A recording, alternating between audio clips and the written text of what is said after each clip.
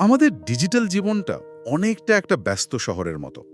এই শহরের রাস্তাঘাট, ট্রাফিক সিস্টেম, এমনকি লাইব্রেরি সবকিছুর পেছনেই একটা অদৃশ্য কাঠামো কাজ করে। আজ আমরা সেই ডিজিটাল শহরের পরিকাঠামো নিয়ে কথা বলবো। মানে এই শহরটা চলে কিসের ওপর, অর্থাৎ অপারেটিং সিস্টেম। এর নিরাপত্তা কিভাবে বিঘ্নিত হতে পারে, মানে ভাইরাস, আর এর সব তথ্য কোথায় গুছিয়ে রাখা হয়, ডেটাবেস। খুব চমৎকার একটা তুলনা। কারণ এই উপাদানগুলো আলাদা আলাদাভাবে যতটা গুরুত্বপূর্ণ তার চেয়েও বেশি আকর্ষণীয় হলো এদের মধ্যেকার সম্পর্কটা। মানে কিভাবে একটা শহরের ভিত্তি তার লাইব্রেরিকে প্রভাবিত করে, আর সেই লাইব্রেরিকে রক্ষা করার জন্য কী ধরনের নিরাপত্তা দরকার। এই পুরো ইকোসিস্টেমটা বোঝাটাই আজকের আলোচনার মূল উদ্দেশ্য। তাহলে চলুন একদম শহরের ভিত্তি মানে অপারেটিং সিস্টেম দিয়ে শুরু করা যাক। আমরা তো সবাই উইন্ডোজ, ম্যাকওএস বা অ্যান্ড্রয়েড এই নামগুলোর সাথে পরিচিত। কিন্তু একটা সময় ছিল যখন কম্পিউটার ব্যবহার করাটা আজকের মতো এত সহজ ছিল না। একদমই না। তখন স্ক্রিনে কোনো আইকন বা মাউস পয়েন্টার ছিল না। ছিল শুধু একটা কালো স্ক্রিন আর সেখানে লেখা টাইপ করার সুযোগ। হ্যাঁ, ওটা ছিল ক্যারেক্টার ইউজার ইন্টারফেস বা সিইউআই এর যুগ, যার সবচেয়ে বড় উদাহরণ বোধহয় MS-DOS। মানে ব্যবহারকারীকে প্রত্যেকটা কাজের জন্য নির্দিষ্ট কমান্ড মুখস্থ রাখতে হতো, টাইপ করতে হতো। ঠিক, এটা ছিল অনেকটা মেশিনের সাথে তার নিজের ভাষায় কথা বলার মতো। বেশ দক্ষ, কিন্তু সাধারণ মানুষের জন্য বেশ কঠিন। আর সেখান থেকেই গ্রাফিক্যাল ইউজার ইন্টারফেস বা GUI এর আগমন। একটা বিপ্লবের মতো ছিল। আইকন, মেনু, মাউস দিয়ে ক্লিক করার সুবিধা, এগুলোই তো কম্পিউটারকে সাধারণ মানুষের ঘরে ঘরে পৌঁছে দিয়েছে। একদম। কিন্তু GUI ছাড়াও তো অপারেটিং সিস্টেমকে অন্যভাবেও ভাগ করা যায়। যেমন ধরুন এর সোর্স কোডের প্রাপ্যতার ওপর ভিত্তি করে। হ্যাঁ, ক্লোজড সোর্স আর ওপেন সোর্স। ঠিক, এটাই হয়তো সবচেয়ে গুরুত্বপূর্ণ পার্থক্যগুলোর একটা। একদিকে আছে উইন্ডোজ বা ম্যাক ওএস এর মতো ক্লোজড সোর্স সিস্টেম, যেখানে কোডটা কোম্পানির নিজস্ব সম্পত্তি। ব্যবহারকারী শুধু সফটওয়্যারটা ব্যবহার করতে পারে, এর ভেতরের কার্যপদ্ধতি দেখতে বা পরিবর্তন করতে পারে না। আর অন্যদিকে আছে লিনাক্স। এটা ভাবতেই কেমন অবাক লাগে যে ফিনল্যান্ডের একজন ছাত্র লিনাস টরভালস তার ব্যক্তিগত প্রজেক্ট হিসেবে যা শুরু করেছিলেন, সেটাই আজ বিশ্বের সবচেয়ে শক্তিশালী সার্ভার, সুপার কম্পিউটার, এমনকি আমাদের অ্যান্ড্রয়েড ফোনগুলোকেও চালাচ্ছে। হ্যাঁ, এটাই ওপেন সোর্স দর্শনের শক্তি। লিনাস শুধু একটি অপারেটিং সিস্টেমের কার্নেল তৈরি করেননি, তিনি একটা সহযোগিতামূলক মডেল তৈরি করেছিলেন। তিনি তার কোডটা সবার জন্য উন্মুক্ত করে দিয়েছিলেন, আর সারা বিশ্বে হাজার হাজার ডেভেলপার মিলে এটিকে আজকের পর্যায়ে নিয়ে এসেছে। আচ্ছা। এই দর্শনের কারণেই তো গুগল থেকে অ্যামাজন প্রায় সব বড় প্রযুক্তি সংস্থায় তাদের পরিষেবা চালাতে লিনাক্সের উপর নির্ভর করে। এটা একটা ব্যক্তির প্রজেক্ট থেকে বিশ্বব্যাপী আন্দোলনে পরিণত হওয়ার এক অসাধারণ গল্প। কিন্তু আমরা কম্পিউটারের পাওয়ার বাটন চাপার সাথে সাথেই তো অপারেটিং সিস্টেম চালু হয়ে যায় না। এর আগেও তো একটা প্রক্রিয়া চলে, যেটাকে আমরা বুটিং বলি। সেখানে ঠিক কি ঘটে? সেখানে কাজ করে ফার্মওয়্যার আর বায়োস। পাওয়ার বাটন চাপার পর প্রথমে ফার্মওয়্যারের মধ্যে থাকা বায়োস জেগে ওঠে। এর প্রথম কাজ হলো একটা সেলফ চেক চালানো, যাকে বলে পোস্ট বা পাওয়ার অন সেলফ টেস্ট। এটা নিশ্চিত করে যে কম্পিউটারের জরুরি অঙ্গ প্রত্যঙ্গ যেমন র্যাম, কিবোর্ড, এগুলো সব ঠিকঠাক আছে কিনা। এক মিনিট, বায়োস যদি প্রতিবার চালু হওয়ার সময় সমস্ত হার্ডওয়্যার পরীক্ষা করে, তাহলে আমাদের আধুনিক কম্পিউটারগুলো চালু হতে এত কম সময় নেয় কিভাবে? বিশেষ করে SSD থাকা কম্পিউটারগুলো তো প্রায় মুহূর্তের মধ্যে চালু হয়ে যায়। খুব ভালো প্রশ্ন। এর কারণ হলো আধুনিক কম্পিউটারগুলো আর পুরনো বায়োস ব্যবহার করে না, বরং এর উন্নত সংস্করণ UEFI ব্যবহার করে। UEFI? Unified extensible firmware interface. UEFI অনেক দ্রুত কাজ করে এবং এর মধ্যে ফাস্ট বুটের মতো প্রযুক্তি থাকে, যা পোস্ট প্রক্রিয়ার অনেকগুলো ধাপকে পাশ কাটিয়ে সরাসরি অপারেটিং সিস্টেম লোড করা শুরু করে দেয়।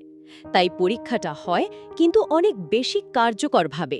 পোস্ট সফল হলেই বায়োস বা UEFI হার্ড ড্রাইভ থেকে অপারেটিং সিস্টেমকে খুঁজে বের করে র্যামে লোড করে দেয়, আর তখনই আমরা আমাদের পরিচিত উইন্ডোজ বা ম্যাক ওএস এর স্ক্রিন দেখতে পাই। তাহলে অপারেটিং সিস্টেম হলো আমাদের ডিজিটাল শহরের রাস্তা আর পরিকাঠামো, যা সবকিছুকে সচল রাখে। কিন্তু একটা নিখুঁত রাস্তাঘাট নিয়েও তো শহরে দুর্ঘটনার ভয় থাকে, তাই না? অবশ্যই থাকে। ডিজিটাল জগতেও এই অনাকাঙ্ক্ষিত দুর্ঘটনা বা বলা ভালো অপরাধগুলোই হলো ভাইরাস। একদম। অপারেটিং সিস্টেম কম্পিউটারকে কাজ করার সুযোগ করে দেয়, আর সেটাই ভাইরাসের আক্রমণেরও সুযোগ তৈরি করে দেয়। ভাইরাস শব্দটা আসলে একটা acronym, vital information resources under siege, যার ধারণা দিয়েছিলেন ফ্রেডরিক কোহেন। সহজ কথায় এটা এমন একটা প্রোগ্রাম যা নিজের কপি তৈরি করতে পারে এবং আমাদের অজান্তেই সিস্টেমে ছড়িয়ে পড়ে, ক্ষতি করে। আমার মনে আছে ছোটবেলায় আমাদের বাসার কম্পিউটারে প্রথম ভাইরাস অ্যাটাক হয়েছিল। স্ক্রিনে অদ্ভুত সব লেখা ভেসে উঠছিল আর কম্পিউটারটা বারবার রিস্টার্ট হচ্ছিল। আমরা তো ভেবেছিলাম কম্পিউটারটাই বুঝি নষ্ট হয়ে গেল। সেই ভয়টা আজও ভুলিনি। ইতিহাসে তো এরকম অনেক কুখ্যাত ভাইরাস আছে, যেমন 1992 সালের মাইকেল অ্যাঞ্জেলো। হ্যাঁ, মাইকেল অ্যাঞ্জেলো একটা নির্দিষ্ট তারিখে অর্থাৎ 6ই মার্চ হার্ড ড্রাইভের ডেটা মুছে ফেলার জন্য প্রোগ্রাম করা হয়েছিল। তবে এর চেয়েও বড় প্রভাব ফেলেছিল 2000 সালের Y2K বাগ। যদিও এটা ঠিক ভাইরাস ছিল না। হ্যাঁ, ওটা তো একটা প্রোগ্রামিং সীমাবদ্ধতা ছিল। কারণে বিশ্বজুড়ে ভয় ছড়িয়েছিল যে নতুন সহস্রাব্দ শুরু হলেই কম্পিউটার সিস্টেম ক্র্যাশ করবে। এই Y2K বাগ নিয়ে যে আতঙ্ক তৈরি হয়েছিল, তার ফলে কিন্তু একটা ভালো দিকও ছিল। বিশ্বজুড়ে সম্ভবত প্রথমবারের মতো এত বড় আকারের সফটওয়্যার অডিটিং এবং কোড পরীক্ষার একটা হিড়িক পড়ে গিয়েছিল। একদম ঠিক। Y2K বাগ আইটি ইন্ডাস্ট্রিকে অনেক বেশি পেশাদার করে তুলেছিল। এটা শিখিয়েছিল যে সফটওয়্যার ডেভেলপমেন্ট শুধু কোড লেখা নয়, বরং এর টেস্টিং এবং রক্ষণাবেক্ষণও সমান গুরুত্বপূর্ণ। আর ভাইরাসের কথা বললে আধুনিক উদাহরণ হলো 2008 সালের কুপ ফেসওয়ার্ম, যা ফেসবুকের মাধ্যমে ছড়াতো। আচ্ছা, ওটা তো ব্যবহারকারীর বন্ধুদের কাছে সংক্রামিত লিঙ্ক পাঠাতো, তাই না? হ্যাঁ, এই যে আপনি ওয়ার্ম বললেন, ভাইরাস ছাড়াও তো আরও বিভিন্ন ধরনের ক্ষতিকর সফটওয়্যার বা ম্যালওয়্যার আছে, যেমন ট্রোজেন। নামটা শুনলেই গ্রিক পুরাণের সেই কাঠের ঘোড়ার গল্প মনে পড়ে। ধারণাটা ঠিক সেখান থেকেই নেওয়া। ট্রোজানের ধারণাটা আজকাল আরও ভয়ঙ্কর হয়ে উঠেছে, বিশেষ করে মোবাইল অ্যাপের ক্ষেত্রে। আমরা একটা সাধারণ দেখতে গেম বা ইউটিলিটি অ্যাপ ডাউনলোড করি, আর গোপনে সেটা আমাদের কন্ট্যাক্ট লিস্ট, মেসেজ বা ব্যাংকিং পাসওয়ার্ড চুরি করতে থাকে। এটাই আধুনিক ট্রোজানের সবচেয়ে বড় উদাহরণ। এটা ভালো সফটওয়্যারের ছদ্মবেশে এসে পেছনের দরজা খুলে দেয়। এছাড়াও আছে স্পাইওয়্যার আর অ্যাডওয়্যার। স্পাইওয়্যার নাম শুনেই বোঝা যাচ্ছে এটা গোয়েন্দাগিরি করে, কিন্তু অ্যাডওয়্যার কি করে? স্পাইওয়্যার আপনার ইন্টারনেট ব্রাউজিং, পাসওয়ার্ডের মতো ব্যক্তিগত তথ্য গোপনে হ্যাকারদের কাছে পাঠায়। আর অ্যাডওয়্যার তুলনামূলকভাবে কম ক্ষতিকর হলেও বেশ বিরক্তিকর। এটি ক্রমাগত আপনার স্ক্রিনে পপ আপ বিজ্ঞাপন দেখাতে থাকে। এদের সবার বিরুদ্ধে লড়াই করার জন্যই আমাদের অ্যান্টিভাইরাস আর ফায়ারওয়ালের মতো নিরাপত্তা ব্যবস্থা দরকার। অ্যান্টিভাইরাস তো পরিচিত, ক্ষতিকর ফাইলগুলোকে স্ক্যান করে খুঁজে বের করে এবং মুছে দেয়। কিন্তু ফায়ারওয়াল ঠিক কিভাবে কাজ করে? এটা কি শুধু একটা দেওয়ালের মতো? এটা কি একটা বুদ্ধিমান গেটকিপার বা দ্বাররক্ষী বলা যেতে পারে। ফায়ারওয়াল আপনার কম্পিউটার এবং ইন্টারনেটের মধ্যে বসে থাকে এবং নেটওয়ার্কে আসা যাওয়া করা সমস্ত ডেটা প্যাকেট পরীক্ষা করে। এর কাছে কিছু নিয়মাবলী থাকে, যার ভিত্তিতে এটি সিদ্ধান্ত নেয় কোন ডেটা প্যাকেটকে ভেতরে আসতে দেবে আর কোনটাকে আটকে দেবে। এভাবেই এটি অননুমোদিত প্রবেশ ঠেকিয়ে দেয়। এই যে ভাইরাস বা হ্যাকাররা আমাদের সিস্টেমে আক্রমণ করে, এদের মূল লক্ষ্যটা কি? বেশিরভাগ ক্ষেত্রেই তো এদের লক্ষ্য থাকে আমাদের সবচেয়ে মূল্যবান সম্পদ, তথ্য বা ডেটা। একদম। আর এই বিপুল পরিমাণ তথ্য আমাদের কম্পিউটার বা সার্ভারগুলো কোথায় আর কিভাবে গুছিয়ে রাখে, এখানেই আমাদের ডিজিটাল শহরের লাইব্রেরি বা আর্কাইভের ধারণাটা চলে আসে, অর্থাৎ ডেটাবেস। ডেটাবেসের মূল কাজই তো হলো তথ্যকে সুসংগঠিতভাবে রাখা, তাই না? যাতে পরে দরকার অনুযায়ী সহজে খুঁজে পাওয়া যায়। বর্তমানে তো রিলেশনাল ডেটাবেস সবচেয়ে বেশি প্রচলিত। হ্যাঁ, রিলেশনাল মডেলটাই ইন্ডাস্ট্রি স্ট্যান্ডার্ড। এর মূল ধারণা হল তথ্যকে সারি এবং কলাম দিয়ে সাজানো টেবিলের মধ্যে রাখা, অনেকটা এক্সেল স্প্রেডশিটের মতো। যেমন একটা ছাত্রের তথ্য রাখার জন্য একটা টেবিল থাকতে পারে, যেখানে কলামগুলো হবে রোল নম্বর, নাম, ঠিকানা ইত্যাদি, আর প্রত্যেকটা সারি হবে একজন ছাত্রের সম্পূর্ণ রেকর্ড। আর এই পুরো ব্যবস্থাটা পরিচালনা করার জন্য যে সফটওয়্যার ব্যবহার করা হয় সেটাই তো ডিবিএমএস বা ডেটাবেস ম্যানেজমেন্ট সিস্টেম, যেমন মাইএসকিউএল বা ওরাকল। ঠিক, ডিবিএমএস এর কাজ শুধু ডেটাবেস তৈরি করা বা ডেটা রাখা নয়। এর আসল ক্ষমতা বোঝা যায় যখন লক্ষ লক্ষ রেকর্ড থেকে নির্দিষ্ট কোনো তথ্য খুঁজে বের করতে হয়। আমরা এটাকে কোয়েরি বলি। এছাড়াও ডেটাবেসের নিরাপত্তা নিশ্চিত করা, কে কোন ডেটা দেখতে বা পরিবর্তন করতে পারবে তা নিয়ন্ত্রণ করা এবং নিয়মিত ব্যাকআপ নেওয়া, এসব কিছুই ডিবিএমএস এর দায়িত্ব। প্রায়ই ডিবিএমএস এর পাশাপাশি আরডিবিএমএস শব্দটাও শোনা যায়। এই দুটোর মধ্যে কি কোনো গুরুত্বপূর্ণ পার্থক্য আছে? সব আরডিবিএমএসই এক প্রকার ডিবিএমএস, কিন্তু সব ডিবিএমএস কিন্তু আরডিবিএমএস নয়। আরডিবিএমএস বিশেষভাবে রিলেশনাল মডেলের জন্য তৈরি এবং এর একটা বিশেষ ক্ষমতা আছে। এর আসল জাদুটা হলো এসিআইডি প্রপার্টিতে। ACID property, atomicity, consistency. Isolation, durability. এই এসিড প্রপার্টিগুলো ঠিক কিভাবে কাজ করে?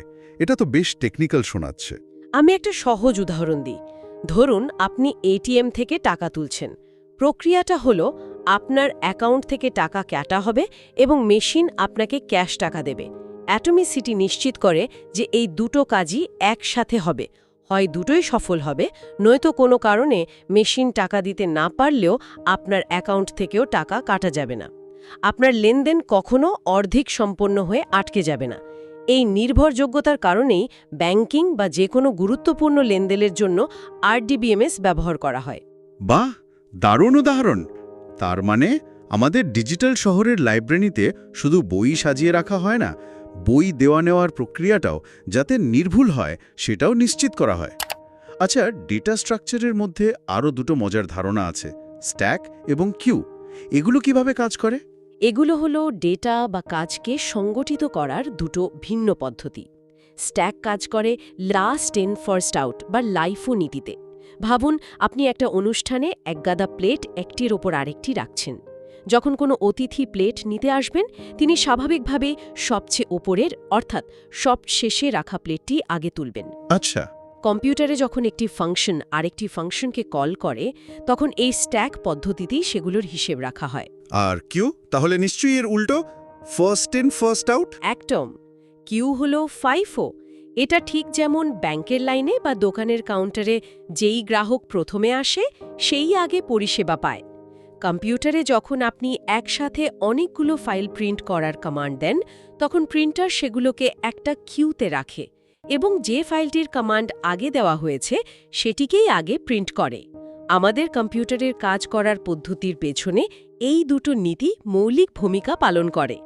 তাহলে আমাদের ডিজিটাল শহরের এই সফরে আমরা এর ভিত্তি বা অপারেটিং সিস্টেম দিয়ে শুরু করলাম, তারপরে নিরাপত্তা হুমকি বা ভাইরাস নিয়ে জানলাম এবং সবশেষে এর বিশাল তথ্যভাণ্ডার বা ডেটাবেস কিভাবে কাজ করে তা বোঝার চেষ্টা করলাম। এটা সত্যিই এক জটিল কিন্তু দারুণভাবে সুসংগঠিত জগৎ।